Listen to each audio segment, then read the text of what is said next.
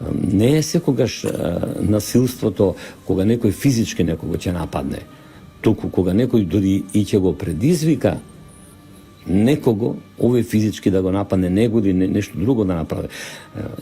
Тоа е еден вид подбуснување, ние слушнавте, имавме ние сериозни поттикнувања на луѓето за да дојде до она што дојде. И во парламентот, вие се сеќавате можете добро, кога еден од новинарите, не сакам да му го споменувам името, рече дека треба да се убијат сите патриоти почнувајќи од председателот на државата. Тој ништо не одговара во општество.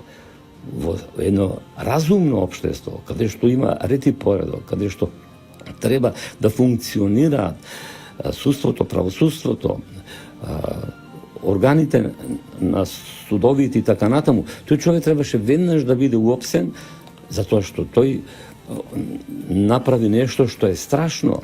Да повикаш ти на убиство на луѓе кои си ја чуваат татковина, почнувајќи како патриоти, почнувајќи од председателот и сите останати, и да не одговара за тоа ништо.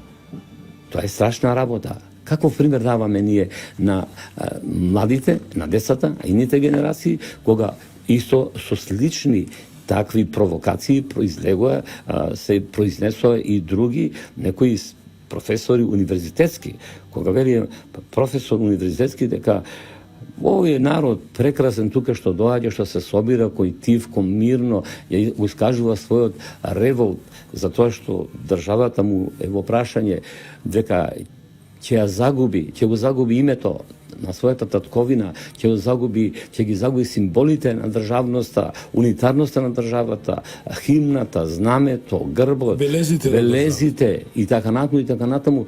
И сега наеднаш кон тој народ имате вие еден професор универзитетски кој го нарекува него со најпоградно име, дека тој бил она како што беше речено, од ниска протеинска. Измет, со еден збор измет, простете, морам кога новинар тоа да цитирам. Сега, ако е тоа така, ако така се изразуваат тие луѓе, или друг пак професор универзитетски, удира момче и го тепа, а пред тој и жени тепаше така натаму, и тој го тепа момчето и му пцуе мајка Вомровска.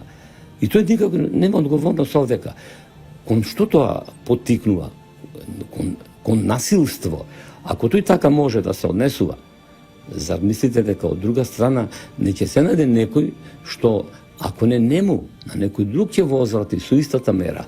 И мислам дека поголема вина, ако не поголема, барем иста вина имаат оние што ги предизвикале луѓето да влезат во парламентот и да го направат тоа. А тука предизвикувачите се оние што ги прекршија, извршија насилство врз државните закони, врз уставот на Македонија, врз деловникот за работа на собранието и така натаму. И вие што вршите насилство врз институциите на државата, правно и така натаму, очекувате дека ќе има возврат на тоа.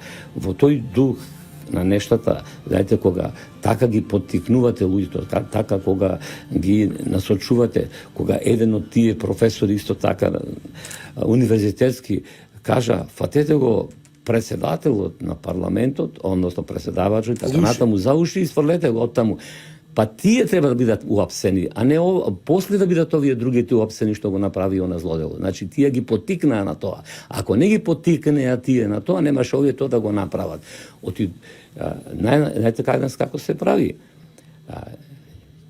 Ќе ги насочите луѓето, ќе ги предизвикате да направат зло, вие не сте виновникот, а виновници се оние што од желба за заштита достоинството на својата татковина, за унитарноста на државата, за символите на својата татковина, за редот и поредокот, за правото и така натаму.